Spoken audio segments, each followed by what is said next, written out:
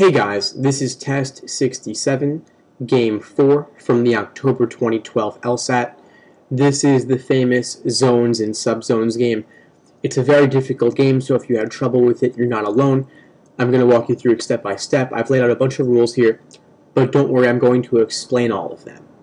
But before I do that, I just want to say that this is basically a matching game, or also known as association or assignment, because we've got the three zones here, 1, 2, and 3, but they're not in any particular type of order. We're simply relating the variables h, I, and r to the three different zones. Now, I've laid out the rules, I'll explain them.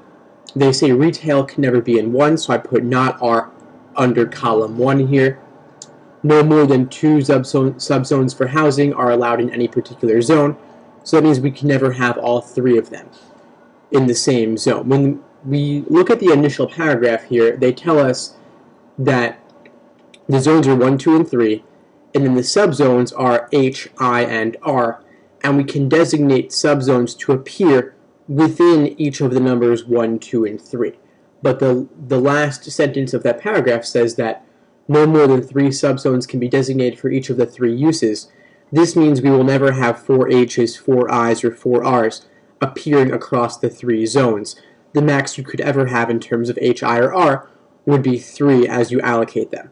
So we can interpret this second rule here to say we're simply never going to have all 3 H's within the same zone, if we have 3 H's at all, that is. Next rule, no more than 1 retail subzone can happen in a zone where we have a housing subzone. So if we have H in a particular zone, then we have a maximum of 1 R occurring within that zone, within that column. You can never have 2 R's and an H occurring in the same zone. Finally, we cannot ever have I when we have H or when we have 3 R's. So if you have 3 R's in a particular zone, you cannot have I there. If you ever have H in a particular zone, you cannot have either. So I and H are in conflict. Whenever you have one in a zone, you do not have the other in that same zone. So this is a very bare bones initial setup for the game. We'll do a lot more work over the course of answering the questions now. A big source of this game's ambiguity is the fact that we don't even know how many H's, I's, and R's we're going to have in the game. We just know that we cannot have more than 3 of each. So, question number 18 is a typical orientation question. We're just going to take one rule at a time and apply that rule to all 5 choices, looking for violations. So one thing that's easy to look for is the fact that R can never be in 1. So let's scan through the choices looking for violations of that, and we see in choice C, we have R in zone 1, not permitted, therefore choice C can be eliminated. We also know that we can never have 3 H's occurring in the same zone. Let's scan for violations there. In choice D, we have 3 H's, unacceptable, so D is gone. Next, we know that, 3 R's conflict with I, and H conflicts with I. So let's look for violations of that. Whenever we have I, we cannot have all 3 R's in the same zone. We cannot have H in the same zone. So scanning there, we see in choice B, we have H and I occurring together in zone 1, unacceptable, so B is gone.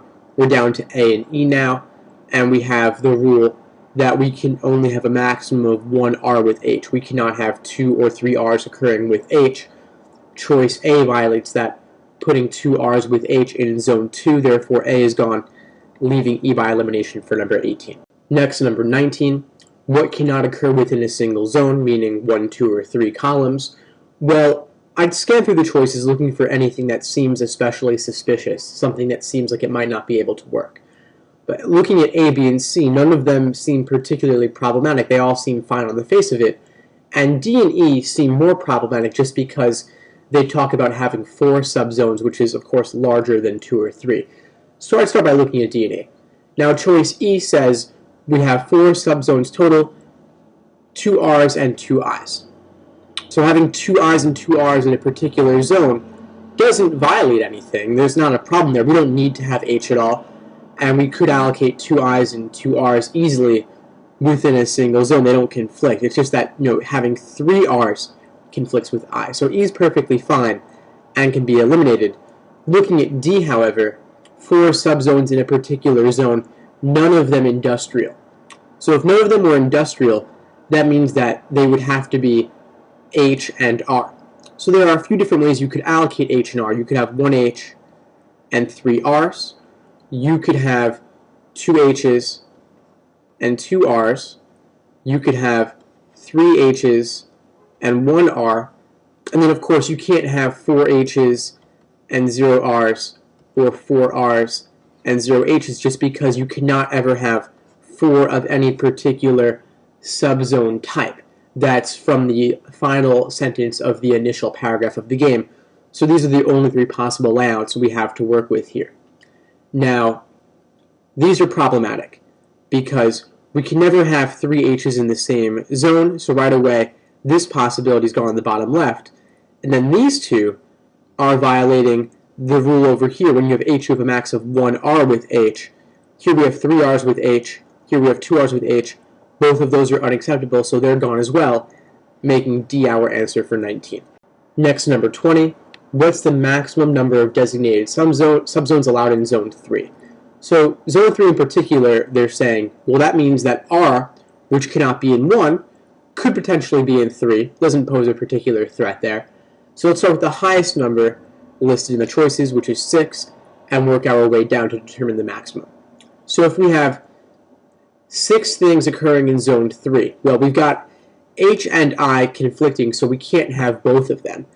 So let's put down, let's say, 3 R's and 3 H's. So 3 R's, 3 H's.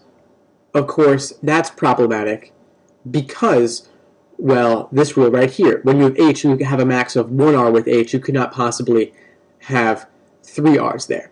So 3H, 3R isn't going to work. What if we put down, instead of using H, let's use I. 3R and 3I.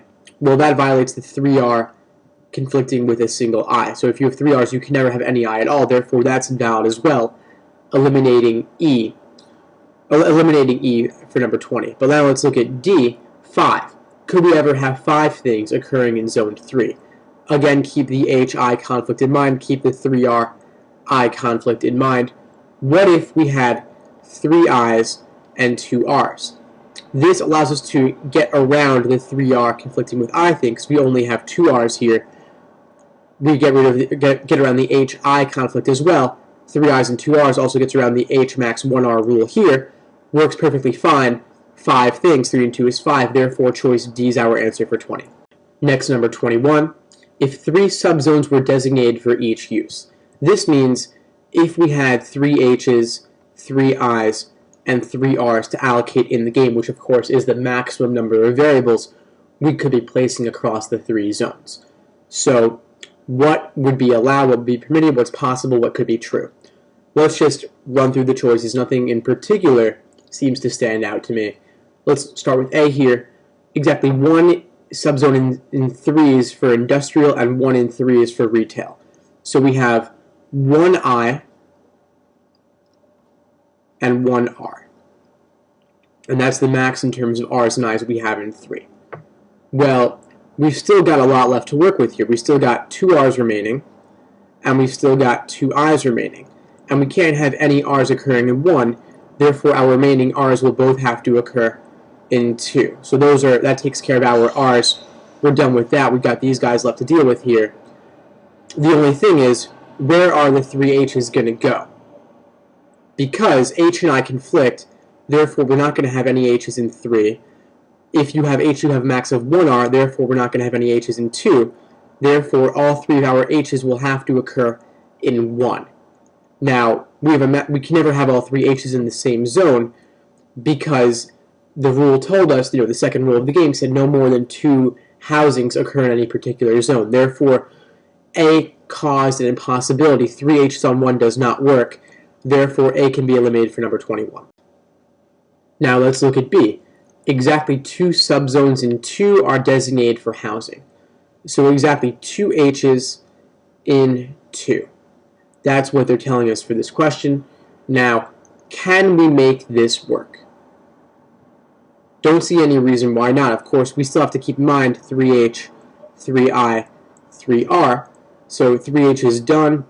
We only have 1H remaining right now.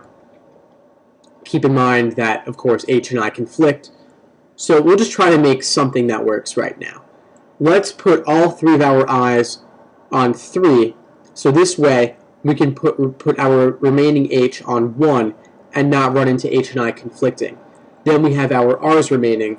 So we could do it where we have, of course, 2 R's on 3 and 1 R on 2. No R's can be on 1 due to the initial rule of the game, and we can't have 2 R's on 2 because max 1 R with H. So this is our layout that results, and it's perfectly fine, doesn't violate any rules, therefore B is our answer for 21. Next, number 22. If one subzone in each of the zones 1, 2, and 3 were designated for industrial use. So this means we're going to have an I in 1, we're going to have an I in 2, and we're going to have an I in 3. And of course, having I's in each of the zones means that we're not going to have any H's at all in the game due to the fact that H and I conflict right now. They always conflict. So what would be allowed as a result? Well, we never have any R's in 1 due to the initial rule of the game, so we're going to have some R's laid out in 2 and 3 if we're to have R at all. But remember, there's no H's in this at all. We could have up to 3 R's. We don't really know what's happening there. So lots of ambiguity. We could have, an R in 1, or 1 R in 2, 2 R's in 3, 2 R's in 2, 1 R in 3, but we can never have all 3 R's in a particular zone of 2 or 3 because 3 R's means you can't have any I's.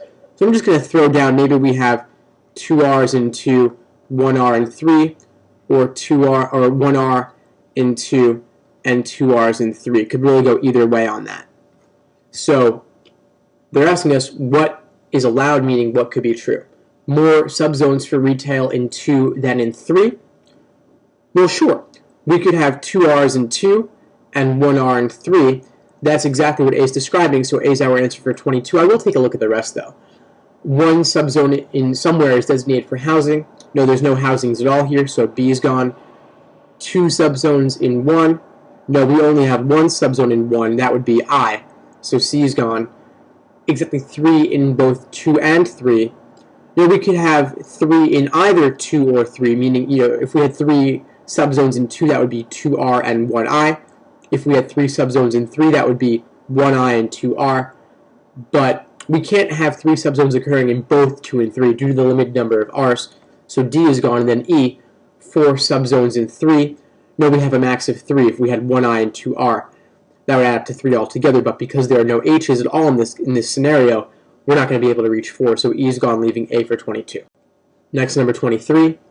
If 3 subzones altogether were for retail, meaning if we had 3 R's to allocate, and we had a subzone in 2 designated for housing, so I'm going to throw down a housing on 2 right here, what would be allowed? Well, there's not going to be any R's in 1, so we have some ambiguity here. We could have, 1 R in 2, and then 2 R's in 3, or we could have all 3 R's occurring in zone 3. We can't put 2 R's in 2 and 1 R in 3 due to the rule that we have max 1 R whenever we have an H. So lots of ambiguity here. We don't even know what's happening with I. That's all kind of off to the side. It's ambiguous. So I'm just going to kind of throw 3I down on the side because maybe we could allocate those guys as well. Anyway, they're asking us what could be true. So could we have 2 subzones in 1 designated for housing? Yeah, I don't see why not. We could have 3 H's altogether and put 2 of the H's in 1. Perfectly fine. Doesn't violate anything. Therefore, A is our answer for 23. However, I will look at the rest, though. More subzones for industrial in 2 than in 3. We can't have any industrials in 2 due to the fact that H is there, so B is gone. More subzones for retail in 2 than in 3. No, because we're going to have a max of 1 retail in 2, and we're going to have more retails in 3. Either we'll have 1 R in 2 and 2 R's in 3, or we'll have all 3 R's occurring in 3. Therefore, C is impossible. Looking at D, same number of subzones designated for retail in 2 than in 3. No, they can't be equal. Once again, we're never going to have the same number because we got to use all 3 R's right now. So D is gone. And then looking at E, a housing in 3 is impossible due to the fact that we're always going to have either 2 or 3 retails there. So there's really never going to be an H occurring in 3, so E is gone, leaving A.